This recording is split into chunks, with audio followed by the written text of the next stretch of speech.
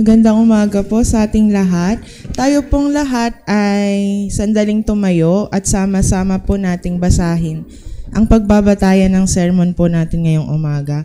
Ipapatuloy po ang ating pag-aaral sa libro ng Acts at samahan niyo po akong basahin sa Acts 21 verses 17 to 26.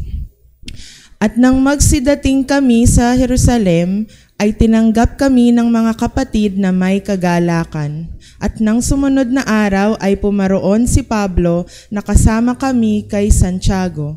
At ang lahat ng mga matanda ay nangaroroon. At nang sila'y mga bati niya, ay isa-isang isinaysay niya sa kanila ang mga bagay na ginawa ng Diyos sa mga hentil sa pamamagitan ng kanyang ministeryo. At sila, nang kanilang marinig yaon, ay niluwalhati ang Diyos.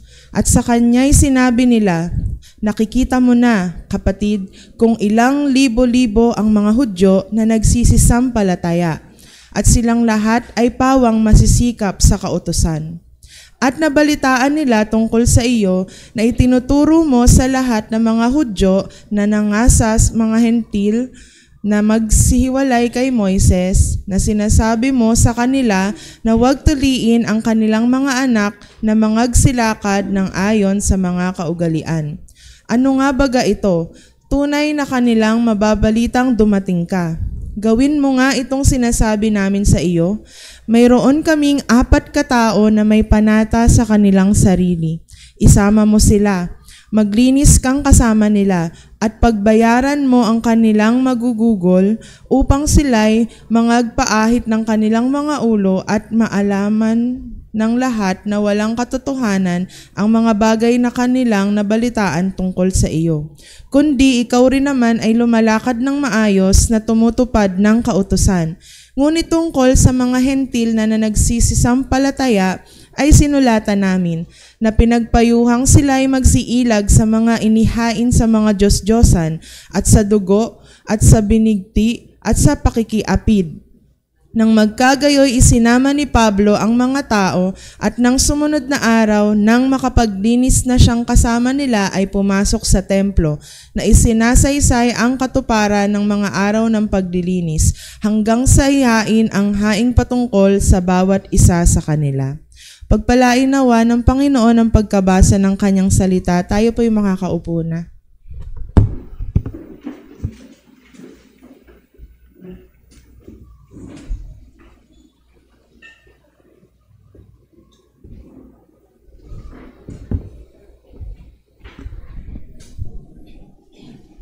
Amen. God is good.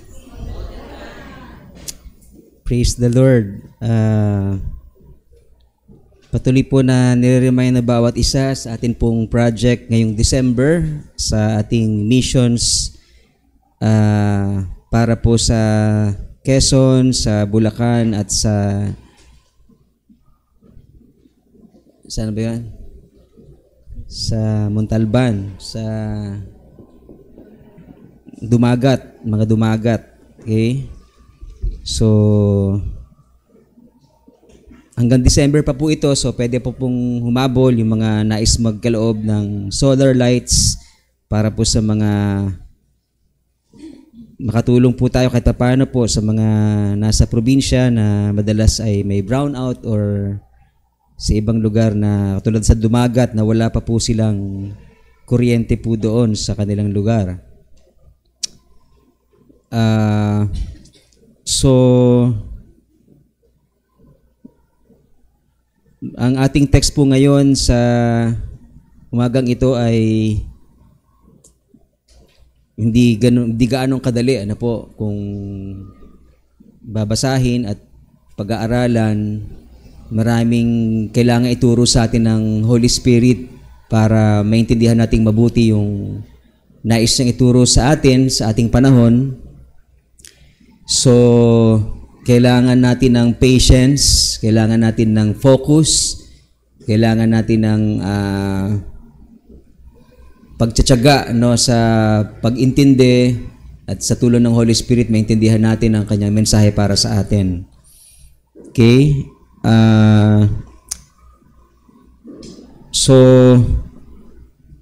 pinamagatan ko po yung mensahe ngayon na mga katotohanan tungkol sa Book of Acts chapter 21 verses 17 to 26 sapagkat again, hindi madali yung text, maraming mga dapat tayong matutunan at sa mga aral na yon or mga naisturo ng Panginoon ay marami tayong makikitang principles, no? So maraming pwedeng gawing topic dito pero tingnan natin kung ano yung mga katotohanan yon na naisturo sa atin ng Panginoon. Okay?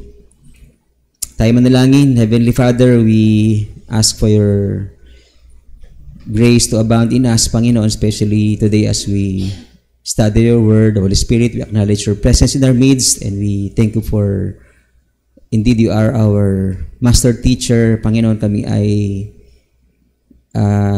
nagpapasalamat sapagkat ngayong araw na to ay mga open vessels po kami at recipients ng iyong word. So we pray that you would help us, O Lord, to understand your word, Panginoon, kahit may mga mahirap intindihin. Panginoon, tulungan mo kami na maging patient and bukas, Panginoon, sa pag-aaral at sa nais mong ituro po sa amin na magbabago ng buhay namin at magiging gabay namin sa araw-araw ng pamumuhay po namin. Salamat po sa iyong paggabay sa amin through your servant. In Christ's name we pray. Amen. Okay, so let's begin po sa verse 17 at dito po makita po natin na pagkatapos na hindi na mapigilan si Apostle Paul na pumunta sa Jerusalem at nagkaisa ang mga believers na mangyari ang kalooban ng Diyos.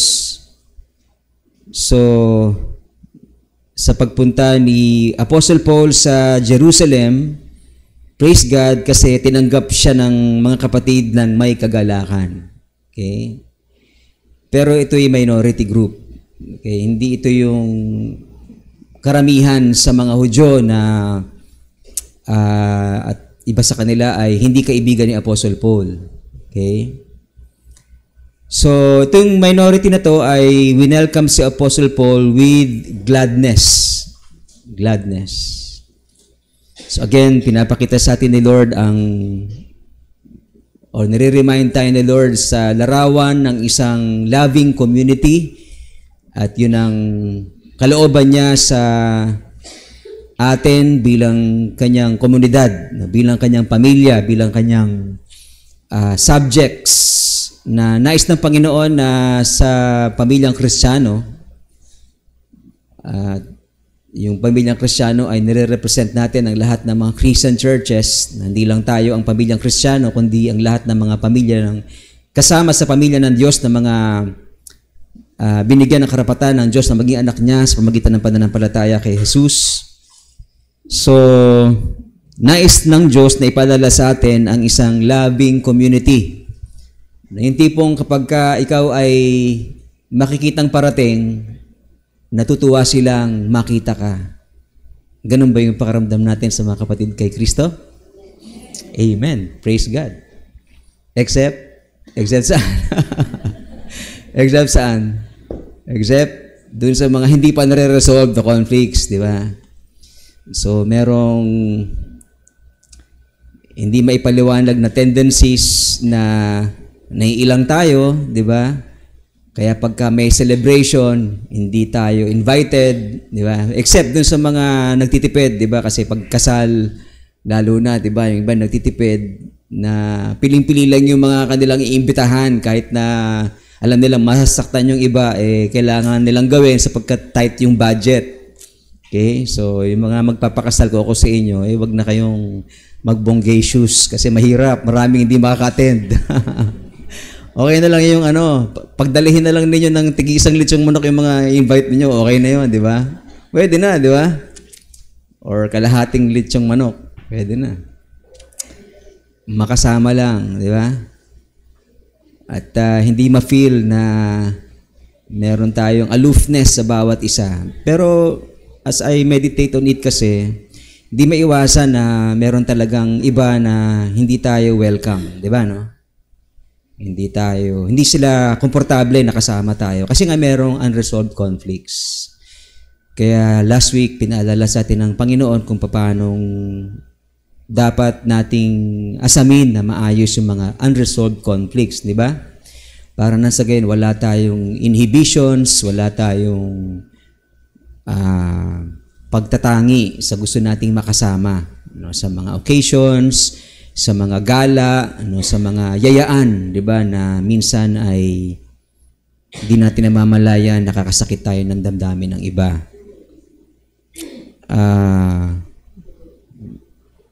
Pangit naman kung sisisihin natin ang sisisihin yung mga tao kung ba't nangyari yun, di ba? Kundi, ang pinakamabuti ay tumulong na lang tayo sa pag-aayos, di ba? Para na sa gayon ay maging komportable tayo sa isa't isa. Si Paul ay kahit meron siyang mga tao na natutuwa sila na makita siya, meron namang hindi rin. Kasi nung pagpunta niya sa Jerusalem, meron din doon na mas marami pa doon sa minority na hindi rin natutuwa na siya'y makita. Okay, so kahit lingkod na ng Diyos na talagang si Paul ay inspired pa ng Holy Spirit para magsulat ng Bible, di ba? Pero meron pa rin mga tao na galit sa kanya. Okay, kaya't hindi garantiya na kung ikaw ay lingkod ng Diyos ay lahat kabati mo na. No? Meron pa rin na mga magkakaroon ka ng problema along the way sapagkat tayo kasi mga lingkod ng Diyos ay merong tinatayuan. Mamaya maintindihan natin kung bakit galit kay Apostle Paul yung iba na mga karamihan. Mga libo-libong binanggit po dito na mga believers sa Jerusalem na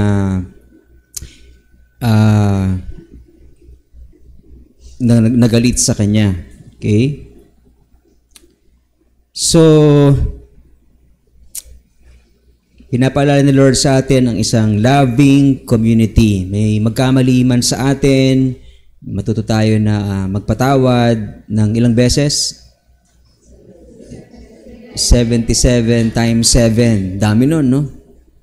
Pagka ginawa mo yun, masasanay ka na rin na magpatawad sa kabila ng madaming pagkakamali sa'yo. Yung iba kasi hanggang 3 lang. 1, 2, 3. Di ba ganyan kayo sa bahay dati? No?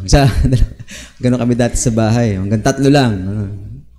So, pero tayo tinuturuan ng Lord na magpatawad kasi tayo rin naman ay palagi nagkakasala, di ba? So, magkamali man ng pastor ninyo sa inyo, patawaran nyo naman. No? At sa gayon ay ma-invite nyo na ako sa mga gatherings nyo. Invite. Or kapatid sa pananampalataya. Malaya kong na-set example sarili ko. Pero sa mga magkakapatid sa pananampalataya, di ba, may mga minsan tayo misunderstanding. So, tsaka Mr. Understanding. Misunderstanding tsaka Mr. Understanding. Kaya dapat matuto tayong tumanggap ng pagkakamali ng iba. Okay? At nang sa gayon, hindi tayo malayo doon sa kalooban ng Diyos to love one another. Okay? Sa next verse po natin, makita po natin dito na pagdating pa lang ni Apostle Paul, kaharap yung mga elders ng church, no? Sabi ng mga ilang Bible scholars, parang wala dito sila Peter at iba pa mga apostles nung mga panahong to kasi parang si James lang yung nagsasalita. Si James, the brother of Sean. Okay. So, pagdating ni Apostle Paul, kinuwento niya agad yung mga nangyari. At yung mga magagandang nangyari na ginawa ng Diyos sa ministeryo niya throughout the years.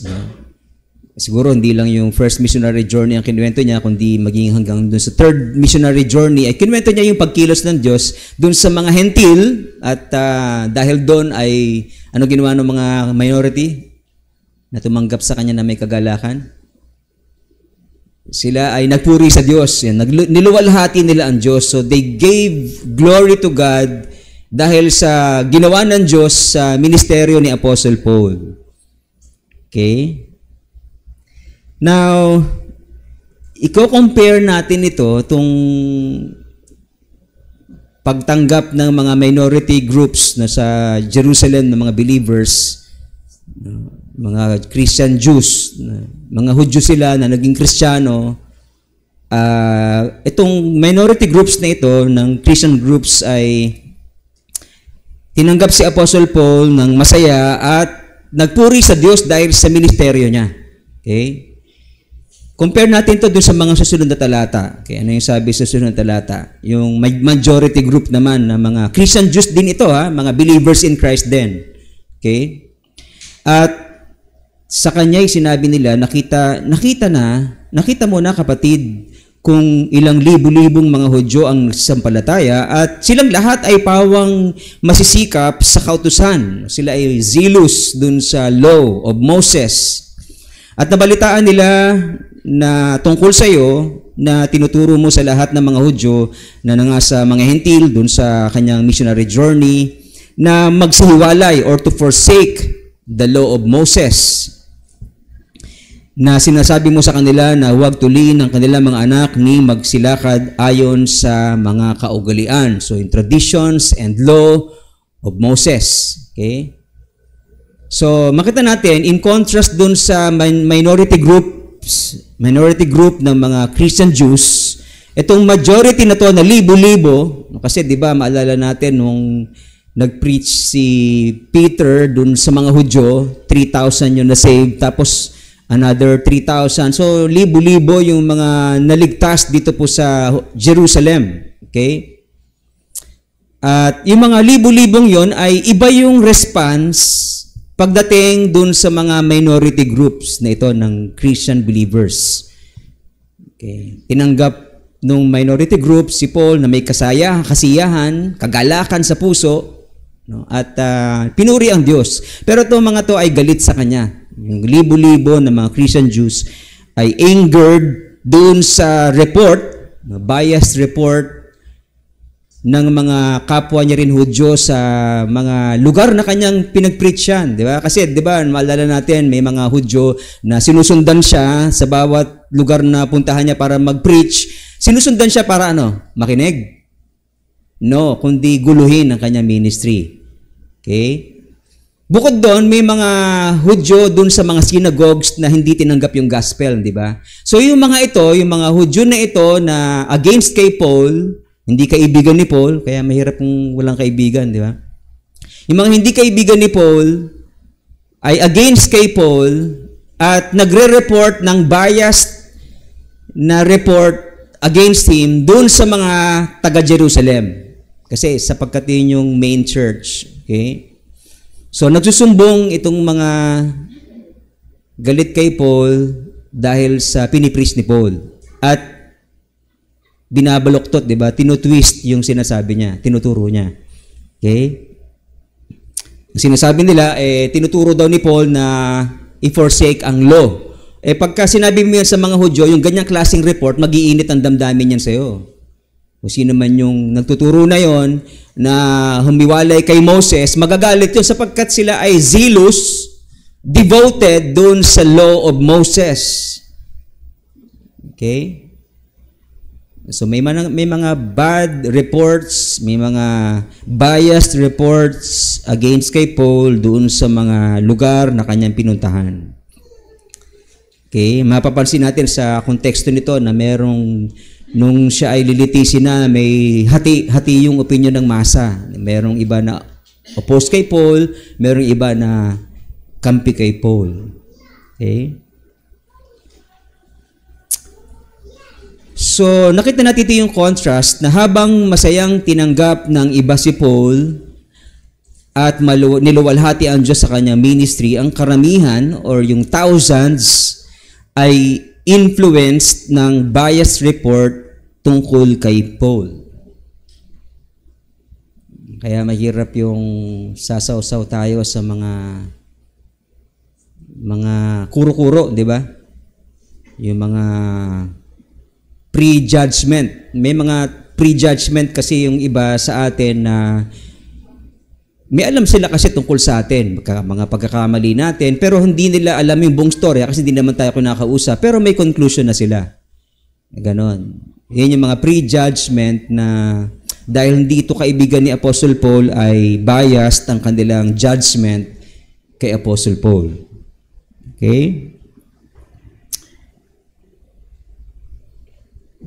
So, makita natin dito yung verse 21, meron dyan akong enclosed na having been told.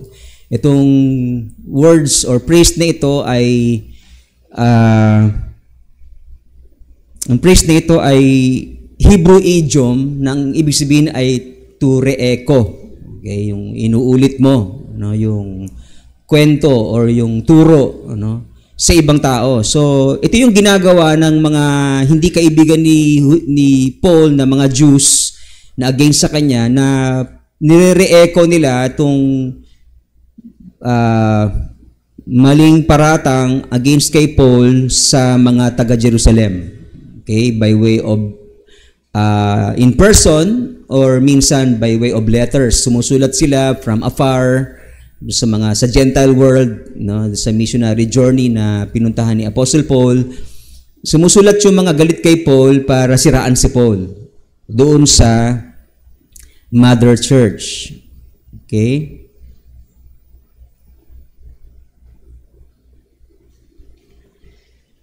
Ngayon, doon naman sa word na forsake, ang root word niya sa Greek ay apostasia. Ano yung katunog niya sa English? Apostasy. Di ba? Doon actually na-derive yun sa Greek word na apostasia. Na yung word na apostasia, yun yung ginamit ng mga galit kay Paul para siraan si Paul. Okay? Tinuturuan ni Paul, sabi nila, yung mga Hudyo to apostatize or mag-apostatize, no, doon sa law of Moses, to forsake the law of Moses. Okay?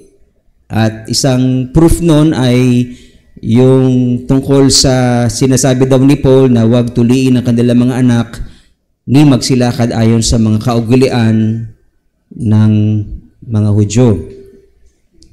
Okay?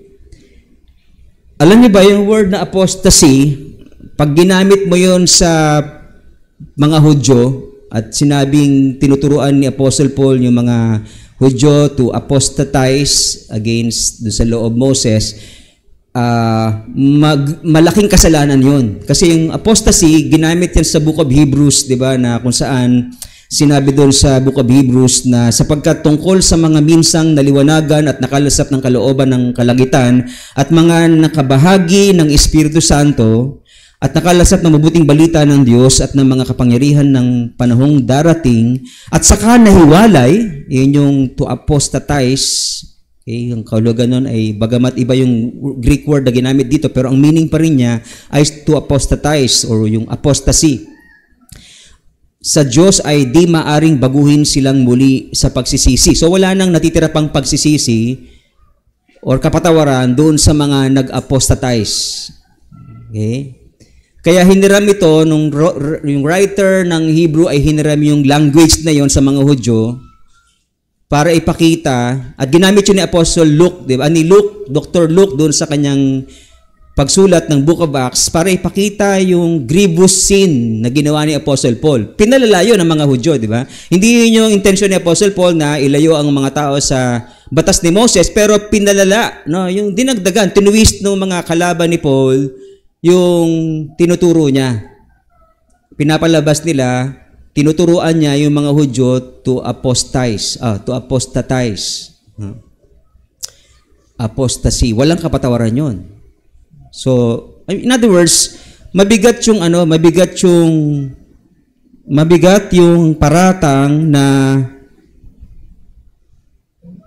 ibinibigay ng mga Hudyo kay Paul.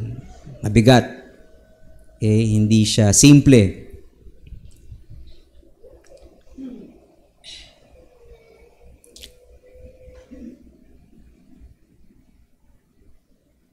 Now, dapat dating unawain na totoo naman na si Paul ay tinuturo niya na yung kaligtasan ay hindi sa pagtupad ng batas. Yun yung nami-misinterpret ng mga Hudyo.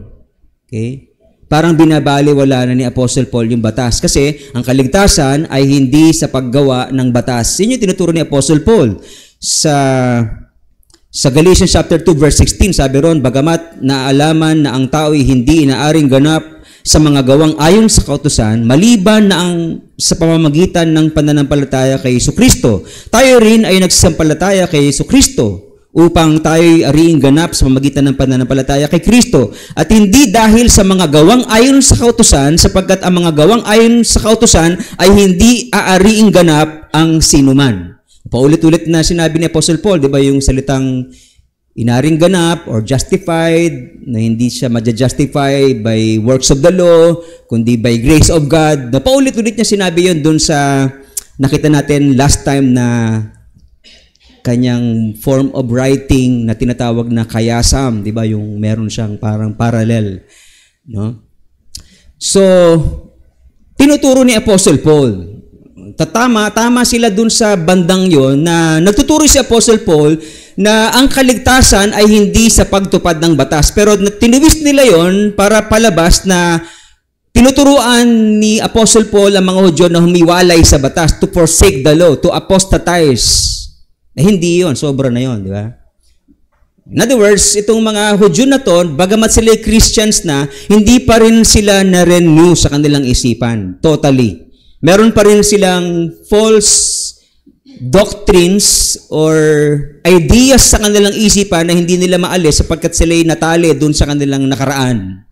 Okay, may mga nakaraan tayong natutunan, di ba, na minsan di natin matanggal kahit nasa Christianity na tayo, sapagkat dala-dala natin yon mula pa pagkabata, na nakasanayan na natin tulad ng mga pamahiin, di ba?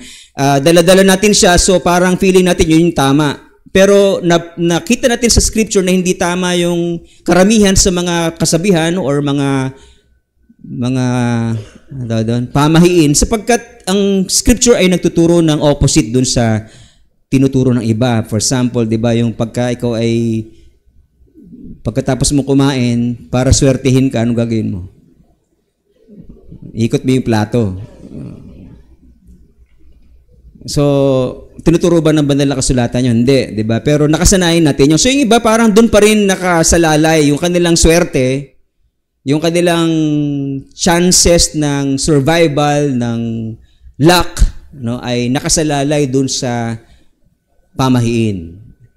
Okay? So, parang ganito yun, no, na si Paul, sineset aside niya yung mga pamahiin, magagalit sa akin, di ba? Kunyari naturo ako ng against sa mga pamahiin, magagalit sa akin yung mga strong dun sa mga pamahiin, di ba? Parang ganito yung kwento tungkol kay Paul. Okay?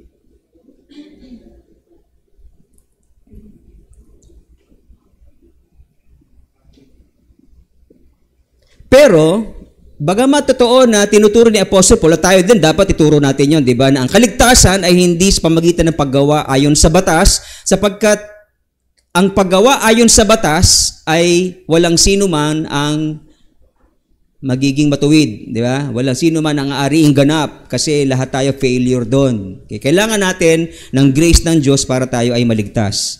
Okay? Pero iniingatan din ni Apostle Paul na wag mapulaan ng mga Hudyo tungkol sa batas. Ayun ang hindi sinasabi ng mga Hudyo.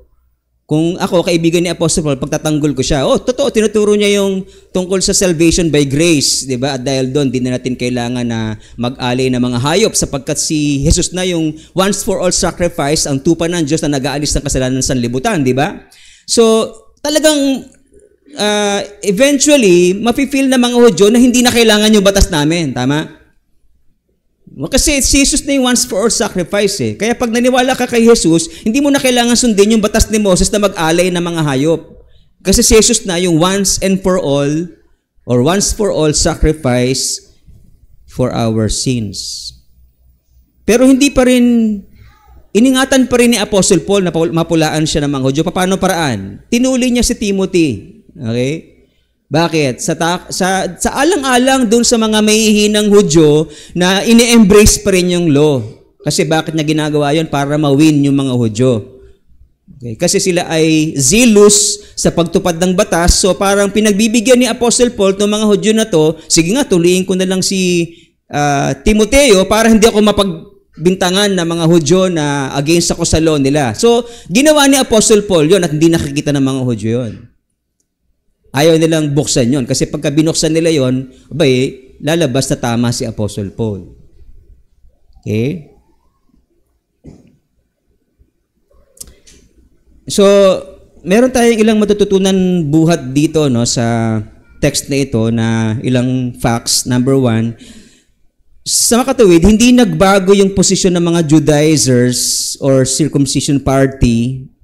Ito yung mga Hudyo na naniniwala din naman kay Jesus bilang Christ, pero meron silang plus good works. Okay, plus works of the law.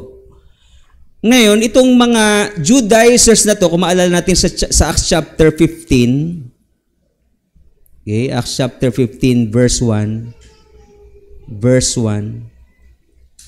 sabi nila, itong mga Judaizers na to, na maliban na kayo'y mga tuli ayon sa kaugalian ni Moses ay hindi kayo mangangaligtas. Kuha natin yung teaching nila na faith in Jesus Christ plus works of the law. Ano yung plus works of the law? Kailangan tuluyin ka muna according to the law para maligtas ka. Kuha natin? So ito yung paniniwala nila. Ito yung dahilan kung bakit nagpatawag si Paul ng meeting sa mga elders and apostles sa Jerusalem para pag-usapan ito. Ngayon, nung pinag-usapan na nila ito sa isang mahabang debate, discussion, in other words, hindi masama ang magdebate, basta open lang tayo sa correction or open tayo sa opposition, di ba? Hindi tayo hindi natin minamasama yung opposed sa atin. Okay? So ano yung naging conclusion nila? Ang sabi ni Peter ganito, datapwat naniniwala tayo, yung mga Hudyo, na tayo'y mga ligtas pamagitan ng biyaya ng Panginoong Hesus na gaya rin naman nila. In other words, nagkaisa yung mga elders, apostles, and the church, no? Except dun sa mga Judaizers na ito na hindi pa rin nagbago ang posisyon nila. Lahat ng believers doon sa meeting na yun sa Jerusalem Council ay nagkaisa na ang salvation is by grace of God, hindi by works of the law. Kuha natin? So, since after nito ay meron pa rin mga Hudyo na tinitira si Apostle Paul at tinutwist yung kanyang pangangaral at binagbibintangan siya ng false accusation na tinuturuan niya yung mga Hudyo na humiwalay kay Moses or to forsake the law, nasettle na yon doon sa Jerusalem, di ba? Nasettle na siya. Na ang salvation talaga ay hindi by works of the law, kundi by the grace of God. Linaw, di ba? Tayo nangaligtas pamagitan ng biyaya ng Panginoong Hesus na gaya rin naman nila. Kaya ito yung tinuturo ni Apostle Paul. So kung tinuturo niya yun, dapat pagtanggol siya nila James, di ba? James, pagtanggol dapat natin si Paul, di ba? Kaso, yung mga minority, handa siyang pagtanggol.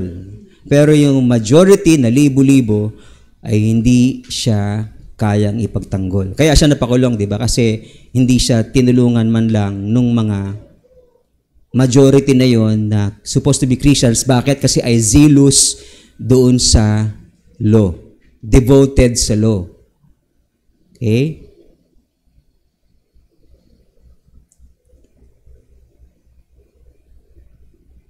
Now, let's remember na yung faith plus works of the law ay isang false teaching. Sabi mo nga sa tabi yung false teaching yung faith plus works of the law.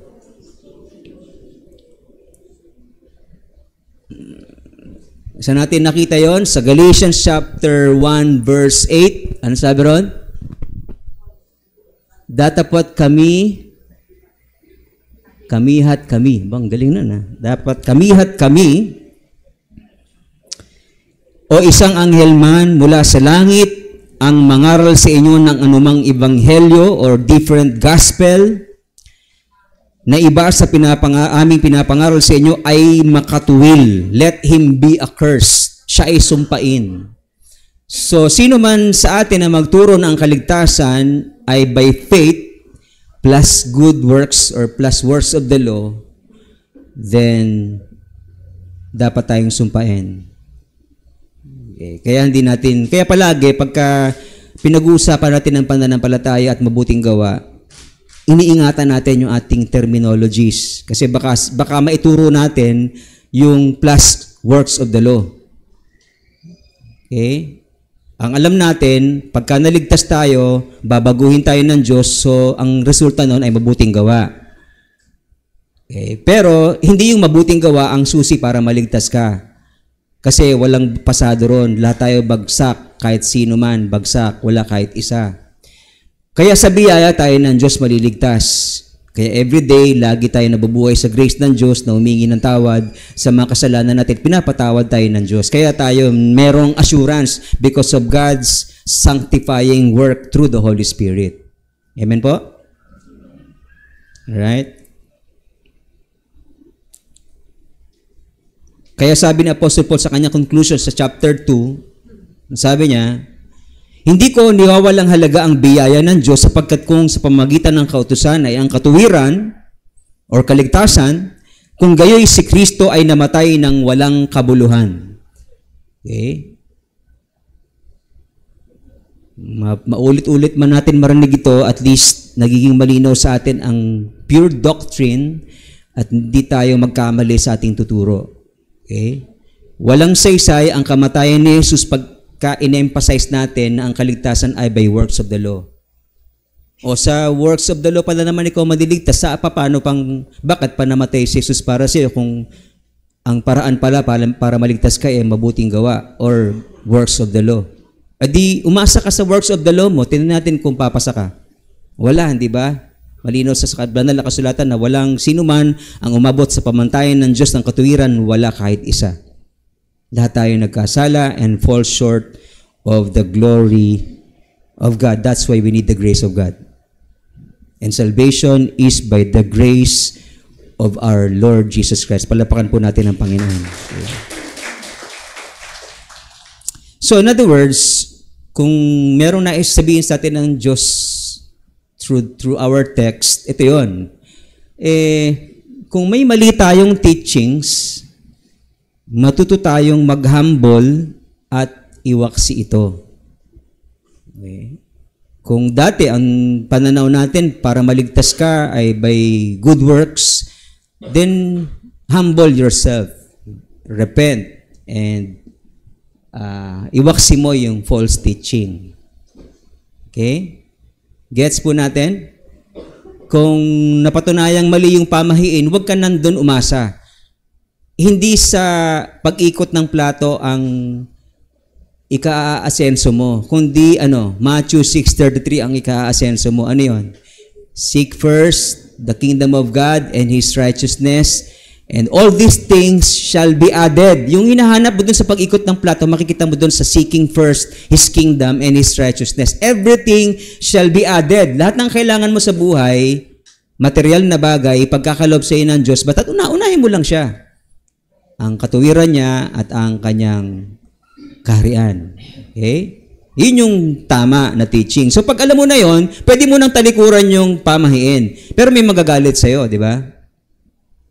Ngayon, sa iba, yung mga nag-struggle sa kanilang identity, hindi nila ma-distinguish kung sila ay babae o lalaki. Ngayon, napatunayan mo sa Biblia na ang mga effeminate or yung mga di ba kaya nga ginunaw ng Diyos yung Sodom and Gomorrah dahil yung mga tao doon mga effeminate, sila ay mga perversionist, yung mga lalaki na nakikipagtalik sa kapwa lalaki. Okay. Pwede rin sa babae yun. Babae na nakikipagtalik sa kapwa babae. Ginunaw ng Diyos yung Sodom and Gomorrah dahil dun sa karumal-dumal na kasalanan yon. Tapos pagtatanggol ng iba na ito yung gusto ng Diyos. Hindi pwede, di ba? Pero pag tinuro mo yan, ano mangyayari? May magagalit sa'yo, di ba? Meron din naman magsisisi yung mga humble and willing na iwaksi yung maling kaisipan na nadampot nila at ngayon sila ay nagpapakumbaba at tinatanggap yung teaching, truth na galing sa Panginoon. Amen po?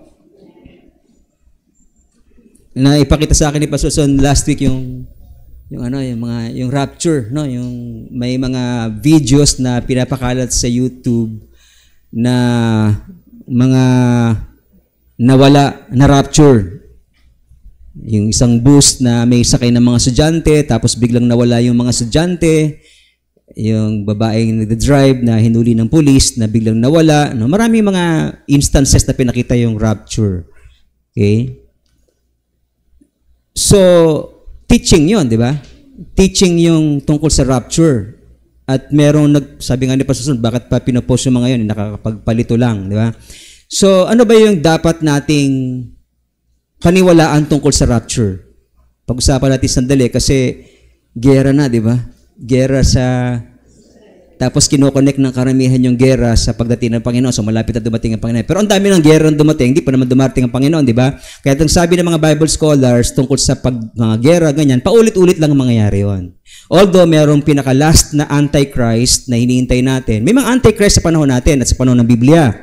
At meron pang pinakahuling Antichrist. Right? So paulit-ulit natin maranasan yung lindol, paulit-ulit natin maranasan yung... Pero yung pagdating ng Panginoon, ang hudyat nun ay yung pinakahuling Antichrist. Okay. Kung tayo ay naniniwala sa premillennial view. Kasi may iba't ibang view na pinapaniwalaan ng iba.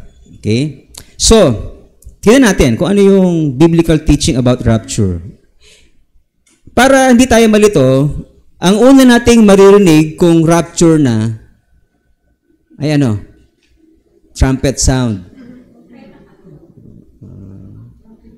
Narinig niyo yung trumpet sound ng Israel nung may gera. Nagpatunog sila eh. Kasi yun yung kultura sa kanilang panahon. Okay, na-adapt nila hanggang ngayon. Pagka gera, mayroong trumpet sound. Okay? So, in other words, pagdating ni Jesus, mayroong pinaka-final na gera, di ba? Na yung si Satan ay ibubuhos niya yung lahat ng kanyang lakas para labanan ng Diyos at sa pagkakataong yun ay hahatulan ng Diyos si Satanas at ang lahat ng mga naniniwala sa Kanya. So may maririnig tayong trumpet sound. Sa atin nakitang talata yun, 1 Thessalonians chapter 4, 16-17, sapagkat ang Panginoon din ang bababang mula sa langit na may isang sigaw ng may tinig ng arkanghel at may pakakak, trumpet ng Diyos at ang namatay kay Kristo ay mabubuhay, etc. Okay? So, una natin maririnig ay trumpet sound. Hindi ko alam kung literal to o lahat ba maririnig ito o tayo lang ang makakarinig dito. Alright? So, pero yun na sinasabi ng Scripture. Trumpet sound. Okay? Pangalawa, mabubuhay na maguli ang mga namatay kay Kristo, taglay ang glorified body. Sa 1 Thessalonians, sabi doon, at ang mga namatay, at ang namatay kay Kristo ay unang mga bubuhay na maguli. Okay? So pag dumating na si Christ, sabihin natin na yun na yung rapture, anong patunay? Dapat meron na buhay na mga patay. So yung dapat itanong dun sa mga nagpalabas na mga rapture, saan yung mga nabuhay na namatay? Okay? Ngayon, anong klaseng pagkabuhay na maguli ito? Nilinaw ito ni Apostle Paul sa 1 Corinthians 15. Anong klaseng pagkabuhay na maguli ng mga patay yon? Yung mga namatay na kay Kristo, paano sila mabubuhay? Sabi niya rito, ang mga patay ay mga bubuhay na maguli ng walang kasiraan. Glorified body. In other words, makikita natin sila face to face. Magkakaroon sila ng katawang panlangit. Nako natin? Dinescribe ni Apostle Paul yung sinabi niya nung una. Siguro hindi nalito yung iba. Ano ba yung klaseng pagkabuhay yon? So nilinaw niya na itong pagkabuhay nito ay dun sa walang pagkasira. In other words, magkakaroon sila ng glorified body na hindi na masisira. Okay? Magbibihis ng walang kasirian, glorified body. Okay? So, bibihis yun. Kailangan nakita natin kung paano yung mga namatay kay Kristo ay bibihisan ng Diyos ng glorified body.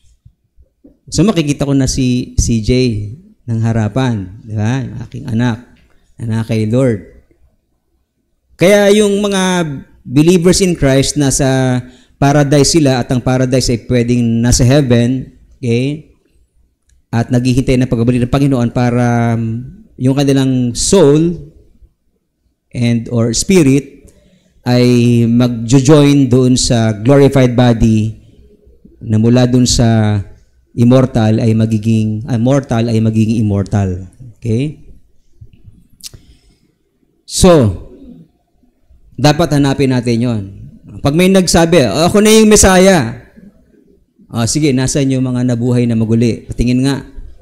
Wala naman. So, hindi ikaw ang Messiah. Okay? Number 3, babaguhin ng mga nabuhay kay Kristo, taglay ang glorified body. Yun ang susunod na mangyari. Ano sabi sa Scripture? Pagkatapos yung mga namatay ay binuhay at sinuotan ng glorified body, tayo naman na mga buhay pa, kung abutan natin yon, ay babaguhin. Okay? Babaguhin. Bago natin i-take yung rapture, na ang ibig sabihin ay caught up, okay? Tingnan muna natin to, babaguhin daw tayo. Babaguhin. Okay? Anong klaseng pagbabago yun? Sapagkat kinakailangan na itong may kasiraan ay magbihis ng walang kasiraan. Kung paano yung mga patay na nabuhay kay Kristo ay merong glorified body, tayo rin magkakaroon. Ano yung example ng glorified body sa Bible? Sino? Si Jesus. Diba? Nung siya ay nabuhay na maguli, after 3 days, nagkaroon siya ng glorified body.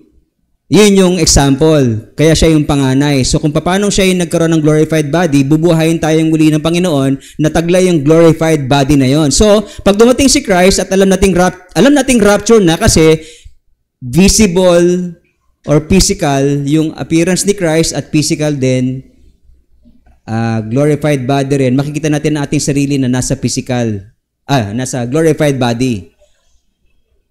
Literal glorified body. So makikita natin ang sarili natin, hindi yung invisible na pinapakita doon sa mga movies.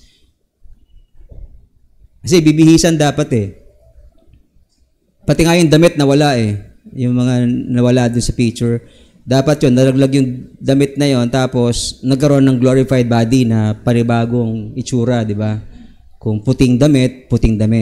Yan, na sinasabi na metaphor sa Revelation na white clothes.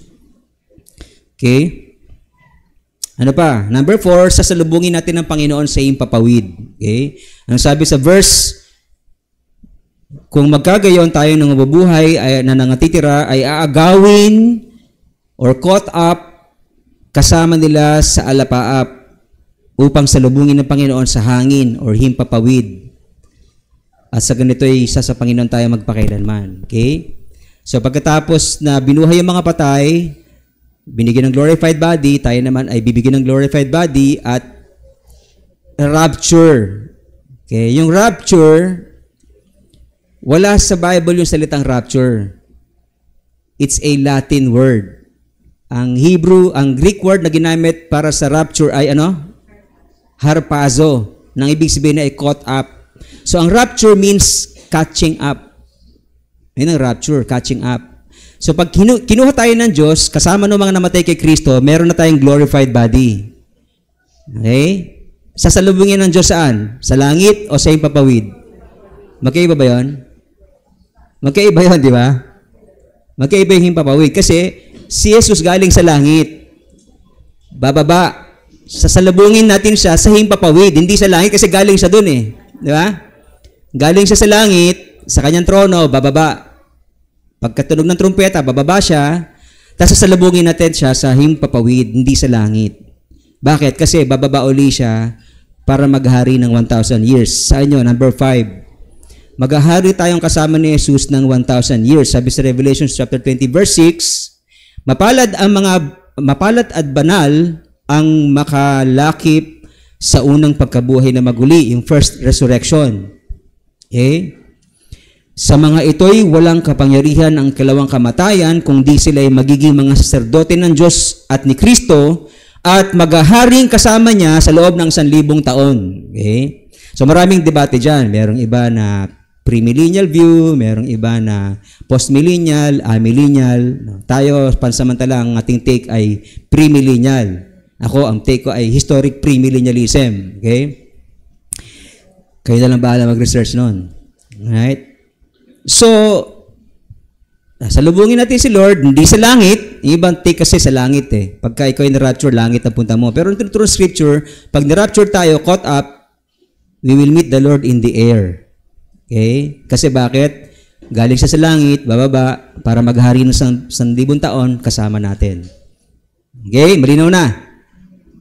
So, handa na tayong bitawan yung mga maling teaching? Ha?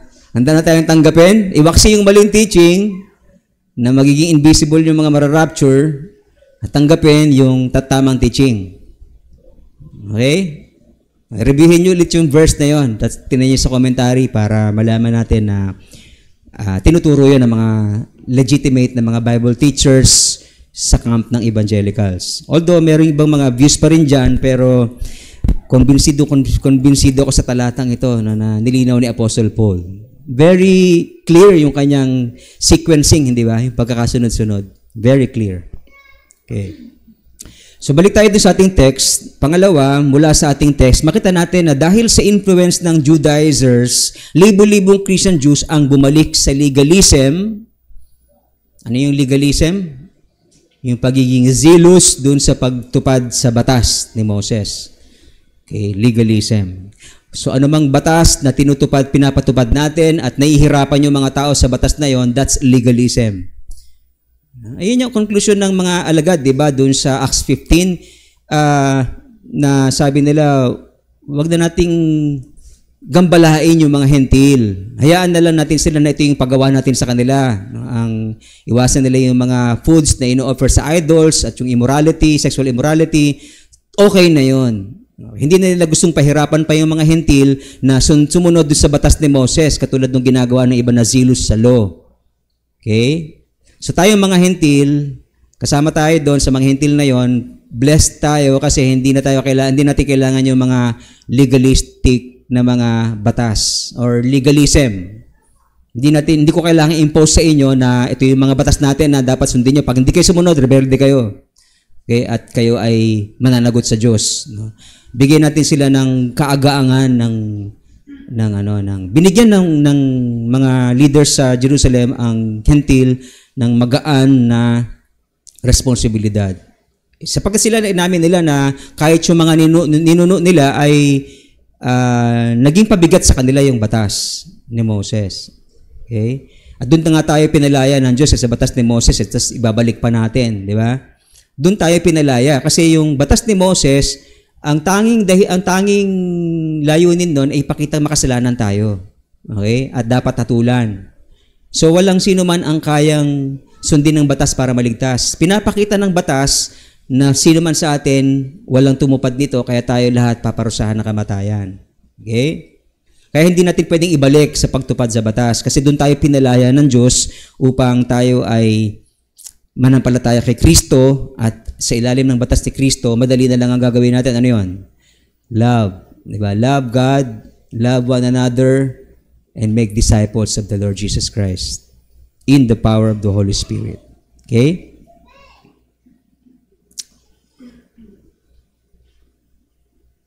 Ngayon, sa verse natin, makita natin na silang lahat ay pawang masisikap sa kautusan or zealous of the law. Okay?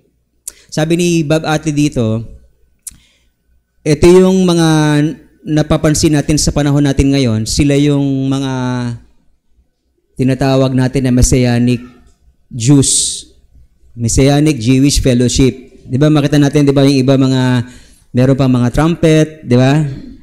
Sila yon, yung grupo na yon. Yung meron pa silang dinadagdag na batas ni Moses dun sa kanilang practices. Meron pa silang feasting, di ba, na ginagawa, mga na hindi natin usually ginagawa. So, kaya tayo bilang hentil, settled na tayo doon na kahit sila ginagawa yun, hindi natin kailangan gayahin. Sila yon. Sila ay zealous dun sa law ni Moses. Sila yon. Pero tayo hindi kailangan ng mga hentil. Right? Sila, hayaan nilang pahirapan yung sarili nila. Mahirap para sa kanilang gawing basehan yun, ng kanilang kabanalan. Pero tayo, ang sinasabi sa atin ng Lord through the apostles, ang atin lang ay wag na tayong sumausaw sa mga hain na inihahandog sa mga Diyos-Diyosan. Yun yung sinabi sa atin sa Acts 15. At iwasan natin yung sexual immorality. Kaya binanggit yung dugo, di ba? Binanggit yung mga binigti. Kasi yun, inihahandog yun sa panahon ng mga hentil nung wala pa sila kay Kristo, inihandog nila yun sa kanilang mga Diyos-Diyosan. So yun ang alisin natin. Huwag na tayong maghain sa mga Diyos-Diyosan. Huwag tayong kumain ng mga inihahain sa mga Diyos-Diyosan. Right? At iwasan natin ang sexual immorality. Nakasama din yun sa kanilang religious rights. Yung mga hentil dati, no, unbelievers pa sila. Okay? Tingnan natin yung Acts 19, di ba? Ito yung sinabi ng Lord para sa atin, ng mga Hudyo, hentil. Dahil dito, ito yung hatol ko, sabi ni James, no, the brother of Jesus Christ. Huwag nating gambalain pa ang mga hentil. Let's not trouble them na nagbalik loob sa Diyos. Kundi sumulat tayo sa kanila na sila'y magsilayo sa ikahawa sa Diyos-Diyosan, sa pakikiapid at sa binigti at sa dugo. Ito yung mga food and immorality related to idol sacrifices. So, magaan lang yung sa atin kumpara dun sa mga Messianic Christian Jews. Right? So, kung wala man tayo ng trumpet, wag tayong sabihan ng mga Messianic Christian Jews na hindi tayo sumusunod sa batas ni Moses dahil pinalaya na tayo ng Diyos doon. Hayaan natin silang gawin yon. Okay? Kuha natin. Pero hindi naman siguro masama yung ginagawa nila. Wag lang pipilit sa iba. Kasi pag pinilit yun, that's being legalistic. Okay? At ayaw din ni Lord na gawin nating pilitin ng bawat isa sa unnecessary or non-essentials. Okay?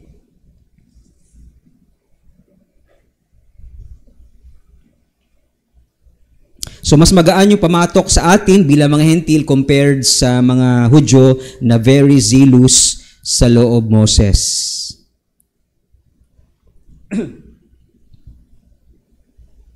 Pero ang paliwanag na ito ay hindi tanggap ng mga zealous sa law. Gusto pa rin nila na pinagigita nila na dapat sumunod tayo sa batas ni Moses. Maaring hindi lahat, sa kanila ay ganon, pero the fact na sila ay nagiging zealous sa law, nauuwi sila sa legalism.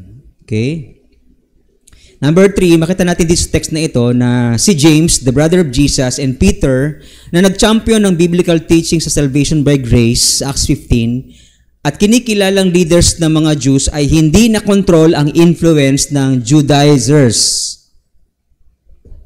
Sabi sa inyo, medyo mahirap, no, yung pag-intindi. Pero the Holy Spirit will help you to understand. Okay? In other words, hindi naging ganong ka-influential sila Peter and James katulad nung una. Sa Acts 15, very influential sila, di ba? Sapagkat pinakinggan sila ng majority of believers. Yung mga Judaizers natalo sa debate. Pero hindi pa rin sumuko yung mga Judaizers, naka-influensya sila ng iba, libo-libo ang kanila na influensya. Okay? Hindi na-control yon nila James and Peter. Kung ikaw yung leader, dapat makontrol mo yun, di ba? Uy, huwag kayong ganyan, makinig kayo. Ito yung katotohanan. Hindi na tayo dapat pa na tumupad sa mga batas para sa ating kabanalan sapagkat walang magiging ituturing na matuwid sa pagtupad niyan. Tayo ay magiging matuwid sa pamagitan ng habag ni Kristo at pananampalataya natin sa Kanya. So dapat ganun yung sinasabi nila, di ba? Pero hindi sila naging effective doon. Okay, nagmatigas pa rin yung mga zealous, yung mga legalistic, nagmatigas pa rin sila at hindi pinakinggan sila James and Peter na supposed to be ay leaders ng church or mother church sa Jerusalem. Okay? Ano ibig sabihin nito sa atin? Ayan, so tayo naman. Ano ibig sabihin ito sa atin? Walang power ang church leaders or church teachers para baguhin ang mindset ng believers. Tandaan natin yun, ha? Tanging ang Holy Spirit lang ang may kapangyarihang magbago nito. Okay? So, kaya nawalan ng influence sila Peter and James kasi hindi naman sila magbabago. Ang Holy Spirit na magbabago. Kakailan nilang gawin, mag-convince, pero matigas ang puso't isip ng mga tinuturuan nila. Kaya nagbalik sila sa legalism. Okay? So, ganun din sa amin. mga teachers, mga leaders ng church, wag naman ninyong isisi sa church yung hindi pagbabago ng inyong anak.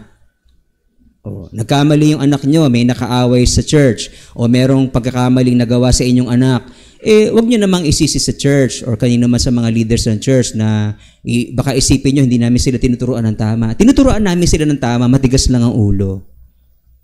Okay? Matigas lang ang ulo. Tanang mo yung katabi mo, ikaw ba yun?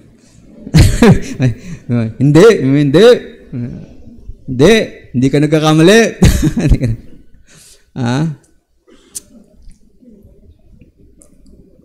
So, please, wag naman nating isisi sa pastor, di ba? Yung pangit na ugali ng anak mo. Umattend ka pa naman ng church, anong silbi ng church? Sinisisi natin sa church, no?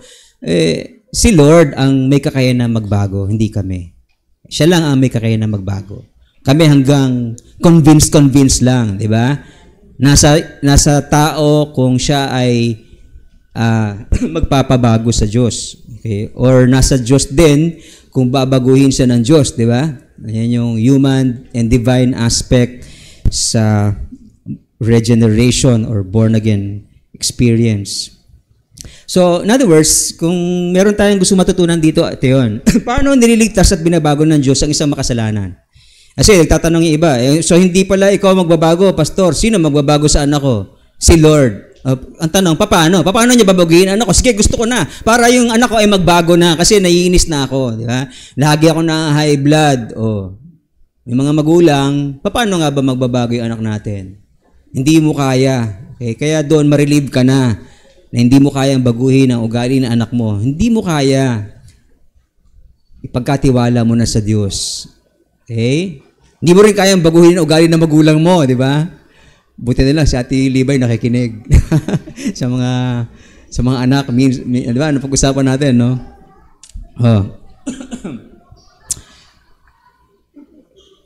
Saan ako?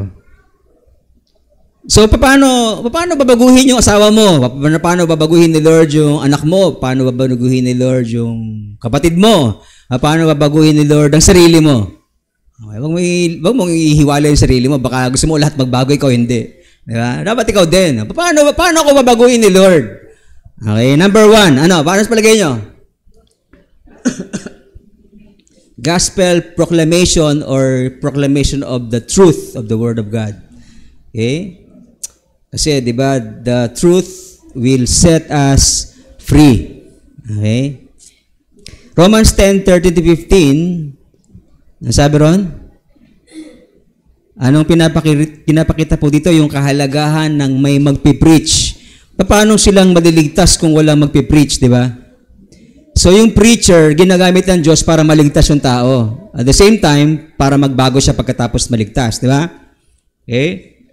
So ang Lord, para baguhin ng isang tao, kailangan ma-preach ang word sa kanya.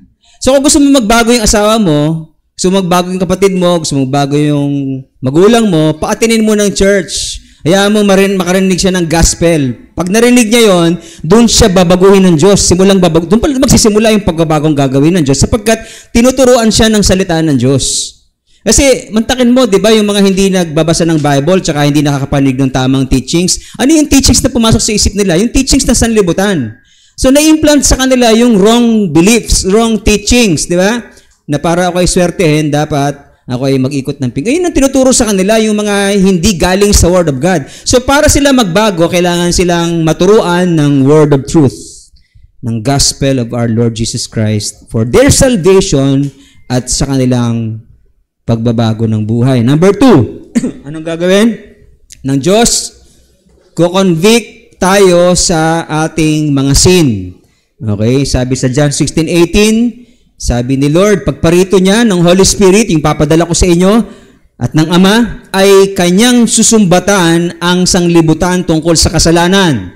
Ayun yung sinasabi ko sa inyo na yung word na convict, parang medyo matalas sa Tagalog, no? Susumbatan tayo ng Holy Spirit. Sinusumbatan, di ba yung word na sumbat, parang negative para sa atin. Susumbatan mo ba ako? Pero yun yung ginamit sa Bible na word for conviction.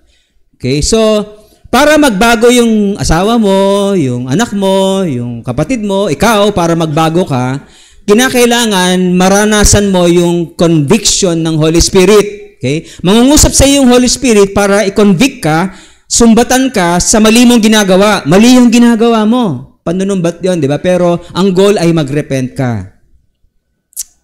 Okay?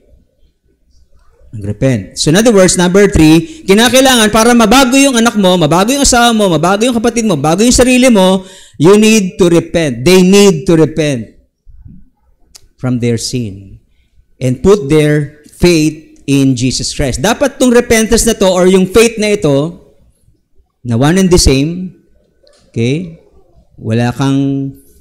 Hindi ka pwede mag-repent kung wala kang faith. Okay? So, kinakailangan ito ay genuine. Okay? Kasi merong nag-pray ng sinner's prayer kasi nandun yung crush sa church. Diba? Tinanggap si Jesus, nagsisi sa kanyang mga kasalanan dahil nandun yung kanyang crush. Alright? So, dapat merong genuine repentance na kung saan ang repentance nito nangangahulugan ng change of mind. Okay? May babaguhin sa isip mo si Lord. Okay? Kung dati ang paniniwala mo, ang salvation is by works of the law, babaguhin niya yung isipan mo. Anak, ito yung katotohanan. Ang kaligtasan ay sa akin nagmumula. Nahahabag ako sa iyo, kaya namatay si Jesus, ang aking anak, para sa iyo, para maligtas ka. Okay? So, nabago yung mindset mo. Okay? So, nagrepent ka. Ibig sabihin, nung nagrepent ka, may binago ang Diyos sa isip mo at pumayag kang baguhin yon. Pinahayag mo ang pananampalataya mo kay Jesus para sa kaligtasan mo, hindi na dun sa dati mong paniniwala na ikaw ay madiligtas by works of the law. Okay? So, kailangan may genuine repentance. Nalaman mo na yung pagsisinungaling pala ay kasalanan. So, nung pinaisip sa iyo ng Diyos yun, binago yung mind mo. Okay? At ikaw nagpabago din. Hindi ka na nagsisinungaling kasi kasalanan yon. Okay?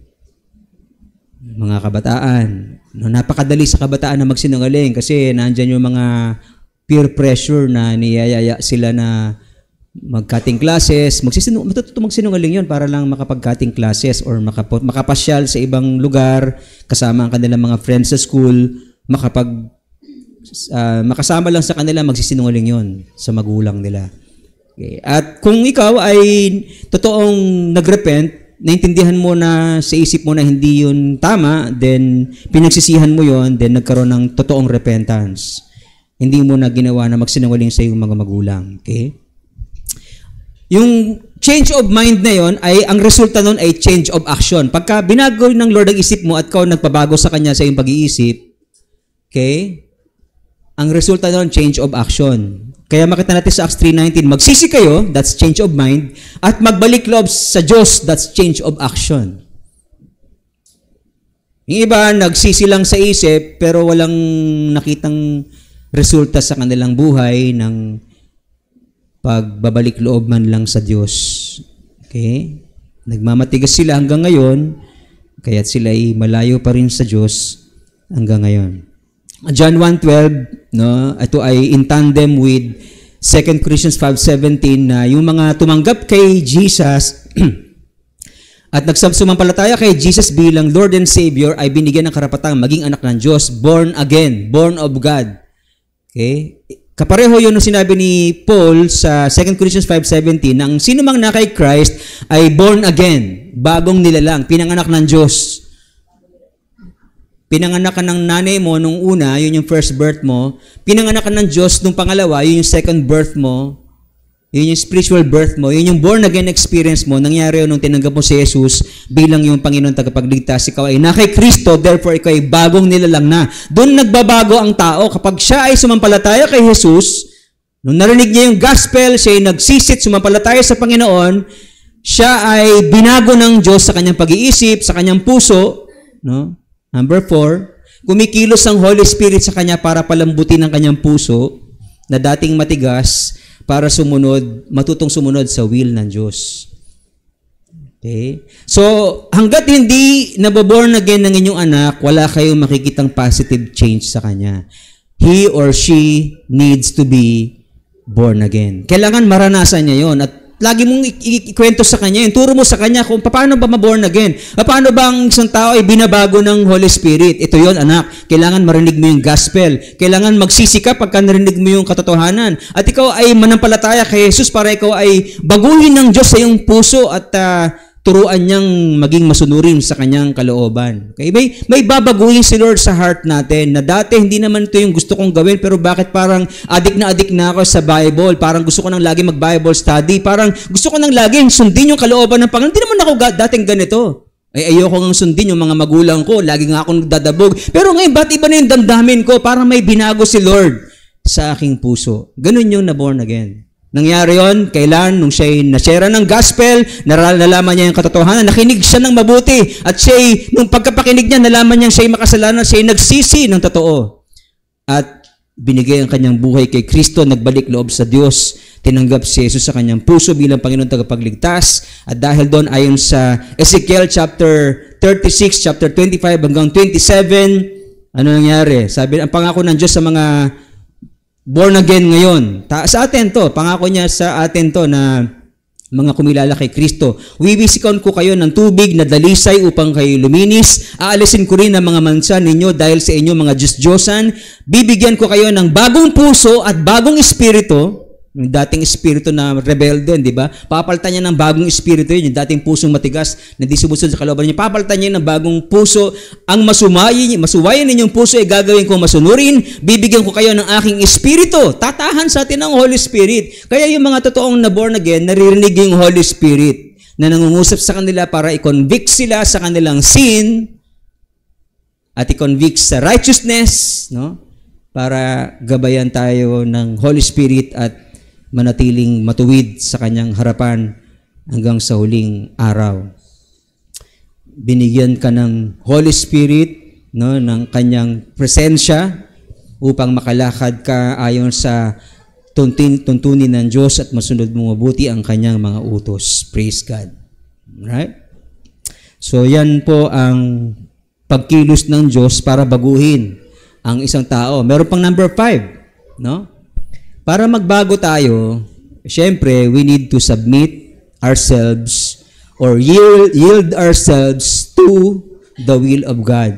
Nagpapasakop tayo at may pagsang-ayon dun sa leading ng Holy Spirit, yung guidance niya in all truth, yung conviction niya. Nag-yield tayo dun sa kanyang rebuke sa atin, nagsasubmit tayo sa kanyang command sa atin. James 4:7, submit yourselves therefore to God, resist the devil and he will flee from you. Okay? Ang devil, lagi kang tuturuang suwayin ng magulang mo, lagi kang tuturuang tamarin sa pag-aaral mo, but if you resist the devil, he will flee from you. Kailan mangyayari yun? Ikaw ay na born again. Pero pag hindi ka pa born again, yung resistance sa devil mahina, mababaw. Lagi pagka andyan ng devil at tutuksuhin ka, madali ka matutukso because you are not yet born again. Pero pag born again ka na, madali mo na ma-resist ang devil at handa kang mag-submit sa will ng Diyos. Okay? Now, mapansin natin na hindi binanggit yung offering, di ba? Di ba dala nila yung offering? Pero hindi binanggit ni Luke sa ating text yun tungkol sa offering na binigay nila. Sabi ng iba mga Bible scholars dito, pwedeng na-reject nila yon. Yung offering sa mga poor. No? Dahil bakit? Galit sila kay Paul dahil sa biased report na nakakarating sa kanila. Okay? So, maaring hindi nila tinanggap yung offering sa mga mahihirap.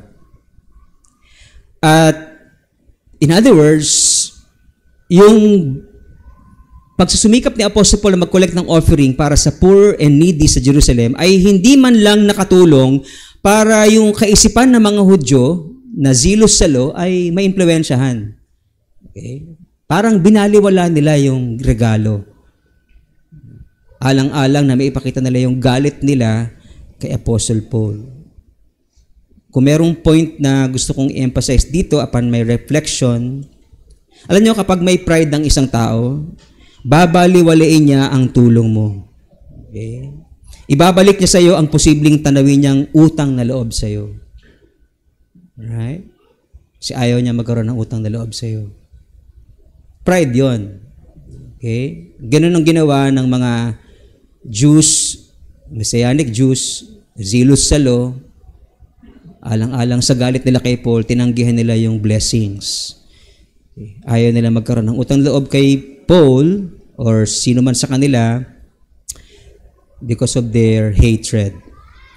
Kaya dapat alisin po natin yung pride, no? At wag nating masyadong pairal yung pride kasi kung hindi, ang dami nating babalikan para bayaran, di ba? Tinuturoan naman tayo ni Lord na, di ba, pag nagpautang tayo, wag mo nang singilin, di ba? Tinuturoan din naman tayo ni Lord. So, pagbigyan natin ng sino mang may ganong damdamin, di ba? Sapagkat binabago din ng Lord ng puso nila. So, hindi lahat ay ganon, pero yung iba talagang naniningil, di ba? Yung iba talagang kahit wag mong bayaran, yun yung tinuturo kasi ni Lord sa kanila. Okay? Lalo na yung mga hindi talaga materialistic. Okay? So, sino ang Diyos sa ating text? Number 1, ang Diyos ay aware sa kanyang gospel na ito ay offending sa iba. Ma-offend ang iba dahil sa pinipreach natin. Masanay na tayo doon kasi ang Lord admitted na yon na ang kanyang word ay offending to some. Lalo na yung mga prideful. Tingnan niyo yung sinabi ng mga alagad kay Jesus Christ. Disciples came and said to him, "Do you know that the Pharisees were offended when they heard your saying?" Okay? Kasi sabi ni Lord, hindi yung pumapasok sa tao nagpapasama sa kanya, kundi yung lumalabas sa kanya. Bunga to ng mga tinuro niya pa ng una na nire-rebuke niya yung mga Pharisees, yung mga religious leaders doon sa kanilang maling pagtingin sa law. Okay? So, kino-correct ni Jesus yung mga disciples at offending sa kanila yon. Yung mga Pharisees at offending sa kanila yon. Ang word of God ay offending. Offensive. Mau-offend yung mga LGBT community, di ba, pagka nag-preach tayo ng truth. Mau-offend yung mga naglalasing kapag pinreach natin yung truth. Mau-offend yung mga gumagawa ng bagay na hindi kalooban ng Diyos, mga nagli-live-in, di ba? Mau-offend sila pagka pinreach natin ng truth. Pero dahil sa love natin sa kanila, we are helping them na maipanumbalik sa Panginoon. Okay? Number 2, ang Diyos natin, ito pa sabi ng Panginoon, kapuputan kayo ng lahat dahil sa akin. Bakit? Dahil offending yung pinipreach natin. Kapuputan tayo. Because what we teach is offending to some. Number 2, ang Diyos ay may kapangyarihang baguhin ng humble. Handang magsisit, magbalik loob sa Kanya. Tandaan po natin na God opposes the proud, but gives grace to the humble. Okay. Philippians 2:13, sapagkat ang Diyos ang gumagawa sa inyo, maging sa pagnanasa at sa paggawa ayon sa Kanyang mabuting kalooban. Okay? Pag humble tayo, madaling makakakilos ang Diyos para baguhin tayo. Pag prideful tayo, minsan pa nga inahayaan tayo ng Lord sa ating pride, no? At dun sa pride na yon, makakatikim tayo ng disiplina sa Panginoon. Or hatol kung hindi tayo magpapakumbaba hanggang sa bandang huli. Number 3, ang Diyos ay patient sa mga hindi pa mature sa pananampalataya. Okay? Yung mga zealous sa law, pwedeng patient si Lord sa kanila, pero serious siya sa paghatol sa mga ayaw magsisi at magbalik loob sa Kanya. Numbers 14:18, banayad ang Diyos sa kanyang pagkagalit at sagana sa kaawaan. Nagpapatawad ng kasamaan ng pagsalangsang at sa anumang paraan ay hindi aariing walang muang ang may sala. Okay, so ibig sabihin, ang Lord ay gracious pa rin, pero siya naman din at the same time ay just. Okay, wag nating abusuin yung kanyang grace sapagkat siya'y paparusahan niya yung lahat ng may sala. Okay? Number 4, ang Diyos ay totoo sa kanyang promise ng eternal life sa mga totoong believers na handang magtiis ng suffering kasama niya. Si Paul ay nag-suffer, di ba? At willing siya mag-suffer for Christ. So tayo naman na may promise from the Lord of eternal life, dapat handa rin tayo mag-suffer with Him. Sabi sa Romans 8:16-17, kung tayo talagang mga anak ng Diyos, din tayo mga tagapagmana, heirs of God and fellow heirs with Christ, provided, ano yung provided? That we suffer with Him. So, katulad ni Paul, nagsasuffer siya or maraming galit sa kanya at yung mga galit na yon ay nagkaisa para siya ay ipakulong at ipapatay. Na ipapatay nila si Apostle Paul eventually. Partly ng suffering niya with Christ. At tayo rin naman ay dapat handa sa suffering na ito, mangyari man ito sa atin, hindi tayo tatalikod sa Diyos, kundi tayo patuloy na mananampalataya sa Kanya. Let's all stand up and let's continue to meditate upon God's Word.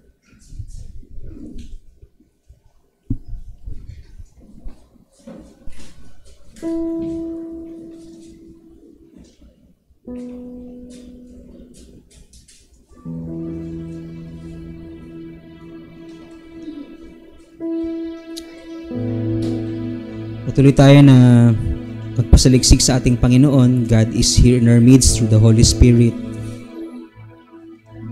May mga narinig ka kanina sa preaching na maaring sa sarili mo ay parang sinasabi mo na ako yata yung tinutukoy ni Pastor. Well, ibig sabihin lang noon, nangungusap sa iyo ang Panginoon at nais niya na tumugon tayo sa Kanyang gospel, sa Kanyang truth na present sa atin ngayon with humility. At tayo ay magsisi, humingi ng tawad sa mga pagkakamali natin sa Kanya at sa iba. Maaring may pagkakataon noon na sinisisi mo yung church or yung church leaders dahil hindi nagbabago yung mahal mo sa buhay or iba na yung damdamin mo sa church sapagkat wala naman din pagbabago nangyayari sa aming pamilya. Well, nagkakamali ka sapagkat may kapangyarihang magbago ang Diyos. Totoo, ang church leaders walang kapangyarihang baguhin ka, baguhin ang ibang tao. Kaya huwag mong isisi sa kanila ang mga bagay nito, kundi maghintay ka sa Diyos ng Kanyang pagkilos para baguhin ang iyong pamilya, baguhin ang iyong sarili. Pero kinakailangan na malaman ng mga kapamilya mo ang katotohanan na magpapalaya sa kanila. So pag-pray mo ang sarili mo at ang members ng family mo na palaging marinig ang gospel. At pagka pinipreach ang gospel, pag-pray mo sila na maintindihan nila yung word na pinipreach kahit minsan mahirap arukin. Panalangin mo sila na maging patient sa pag-intindi at kumilos sa kanilang Panginoon para maliwanagan sila at doon sila tumugon ng may pagsisisi sa Panginoon, paghihingi ng tawad, pagpapakumbaba at pagbabalik loob sa Panginoon. Panalangin mo yung pamilya mo at ang sarili mo na totoong magsisi at magbalik loob sa Kanya. Isuko ang buhay sa Panginoon at manampalataya kay Jesus na Kanyang Panginoon tagapagligtas. Maaring meron sa atin dito na hindi pa malinaw sa Kanya ang lahat ng ito at siguro meron din iba na parang nag-iisip na, totoo bang nagsisi na ako sa aking mga kasalanan? Totoo bang tinanggap ko na si Jesus sa aking puso bilang aking Panginoon at tagapagligtas? Well, pwede mong siguraduhin yon kahit ngayon sa harapan ng Panginoon. Manalangin ka sa Kanya, lumapit ka sa Kanya na may kapakumbabaan, humingi ng tawad sa iyong mga kasalanan at magbalik loob sa Panginoon. Pagsisihan mo ang iyong mga kasalanan, manumbalik ka sa Panginoon, tanggapin mo si Jesus bilang iyong Panginoon at tagapagligtas. At mula ngayon siya na yung maghari sa iyong buhay. Panginoon, naririnig mo po ang mga panalangin ng iyong mga anak at alam mo po kung sino sa amin ang totoong nagsisisi at nanunumbalik sa inyo, nananampalataya sa inyo. So, tinutugon mo maging sa mga sandaling ito ang panalangin ng mga nagpapakumbaba sa inyong harapan. Maaaring meron iba sa atin na may mali pang pananampalataya o paniniwala na nakuha niya noon pa sa kanyang pagkabata, sa kanyang mga magulang, mga pamahiin na hindi in line sa Word of God, mga paniniwalang hindi tama na kinokorek ng Scripture. Kung meron tayong mga wrong beliefs, let's allow God to enlighten us at tanggapin natin ang truth from the Word of God upang mabago tayo ng kanyang salita at tumatag ang ating pananampalataya. Baka meron din sa atin na na-offend dun sa preaching ng Word. Well, that's a sign that the Holy Spirit is convicting you. And ang tamang response mo sa conviction ng Holy Spirit ay humility. Repent and turn from your sins and turn to God. Yan ang tamang tugon sa Panginoon.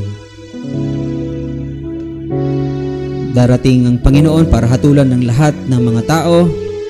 Kung merong mga nagmamatigas sa atin, ibababa sila ng Diyos. At ang mga nagpapakumbaba sa kanyang harapan ay itataas ng Diyos. So patuloy tayo na magpakumbaba sa kanyang harapan at magpabago sa kanya at magpasakop sa kanyang paghahari sa ating buhay. Lord, we thank you so much for speaking to us. Lord, we continue to commit to you our lives. We thank you for being patient with us, Lord, sa mga sins namin, sa mga shortcomings namin, Panginoon. Sa covenant relationship namin sa inyo, kayo lang yung faithful. Kami nagiging unfaithful sa inyo, Panginoon. We ask for forgiveness. Salamat sapagkat you are full of grace, Panginoon, sa aming buhay. Kung wala yung grace mo, wala. Laglag na kami at dapat mamatay sa pakikipagtipan namin sa inyo. Pero salamat sa biyaya mo na sagana sa amin sapagkat handa mo kaming patawarin sa aming mga kasalanan na nagagawa sa inyo. Salamat po sapagkat by your grace, Panginoon, we are saved. It's not by our works that kami ay maliligtas, kundi it's by your grace alone, through our faith in Jesus Christ alone. Salamat po sa biyaya mo ng kaligtasan sa amin. Tulungan mo kami na maging instrumento mo, Panginoon, para po yung ibang mga tao din na hindi pa nakakilala sa inyo ay marinig ang gospel at sila rin ay magpakumbaba sa inyong harapan at magsisi, talikuran ng kanilang mga kasalanan, magbalik loob sa inyo, Panginoon. Tanggapin ka bilang kanilang Panginoon tagapagligtas. Lord, we pray that this church will be a discipling church, a church who obeys you, Panginoon, na pinipreach ang gospel mo sa lahat ng mga kailangan nito, Panginoon. Dalangin din po namin ang mga diriwan ng kanilang kaarawan. Bless niyo po silang patuloy. Salamat sa taong dagdag mo sa kanila at we pray that you would continue to bless them, their family, their life, Panginoon, their dreams, Panginoon, na in line sa inyong plano, Panginoon. Pangyayarihin po ito para sa kanila. Sa mga may birthdays, may anniversaries, we also pray that you would bless them, their relationship, Panginoon. Patuloy kayong mamagitan sa kanila, sa mga bawat pamilya at mag-asawa, Panginoon, kayong patuloy mamagitan, Panginoon, na tumulong na maayos sa mga problema na meron ang bawat isa. We pray for our sick brothers and sisters. Continue to ask for your healing grace to be upon them in the name of Jesus Christ, our Lord, our physician. Yung iba sa kanila hindi nakapagsimba because of their ailments. Lord, we pray for your healing touch to be upon them in the name of Jesus Christ, our healer. We pray sa mga needy sa amin, mga naghihirap, walang trabaho, may financial hard ups, Panginoon. We pray for your provision to be upon them. We pray na matutunan ng bawat isa sa amin to seek your kingdom first and your righteousness so that everything that we needed in life, Lord, will be provided by you. Pray for those in abroad, Panginoon. Ikaw po patuloy na mag-ingat sa kanila, maglayo sa tukso, at patuloy na maging salt and light po sila sa kanilang workplace, Panginoon. Pray that you would bless their family. Thank you for their lives na binibless nila ang iyong church, Panginoon. Pray for each families, Panginoon, ng nire-represent ng church mong ito sa pamilyang Kristiyano. Palayan niyo pong patuloy ang bawat pamilya sa mga negosyo, Panginoon, na bawat isa ko ang patuloy na mag-provide, mag-bless sa kanila, Panginoon, bigay ng tagumpay sa kanilang hanap buhay, wisdom, Panginoon, para sa pag-manage nila ng kanilang business, sa mga workers, Panginoon, employees, Panginoon, we pray for promotion after promotion, O God. We pray na sila po ay mamumuhay ng ayon sa iyong kalooban nang sa gayon maranasan nila ang fullness of joy, Panginoon, ang abundance dito sa lupa. Kahit dito sa lupa meron kang abundance na gustong ibigay sa amin, basta nais mo lang kami na maging tapat sa inyo. Lord, we pray that you bless each one, Panginoon, at patuloy kaming humihiling ng inyong kapuspusan, ng inyong Santong Espiritu, Panginoon. Without you, we can do nothing. At hindi namin kayang ma-overcome ang sin without your help, Panginoon. Hindi namin kayang ma-overcome ang trials, Panginoon, without your help, Panginoon, sa aming mga buhay. So we ask for your help sa amin. We ask for your filling of the Holy Spirit in the name of Jesus Christ. Fill us now, Panginoon, with your holy presence so that, Lord, we will be able to surpass all the trials and temptations that come along our way in Jesus' name. Fill us with your presence, Holy Spirit. Thank you so much for strengthening us, oh God. Thank you so much, Holy Spirit. Salamat po sa iyong lingkod. Hayaan mo na ipataw ang iyong bendisyon sa bawat isa, sa Kanya na makapag-iingat sa inyo pang hindi kayo magkasala at makapagharap sa inyo na walang kapintasan at may malaking kagalakan sa Kanyang kaluwalhatian. Sa isang Diyos na ating tagapagligtas, sa pamagitan ng ating Panginoong Jesucristo, sa Kanya nawa ang kapurihan, karangalan, kadakilaan at kapangyarihan mula pa nung una, ngayon at magpakailanman. And all of God's people say, Amen.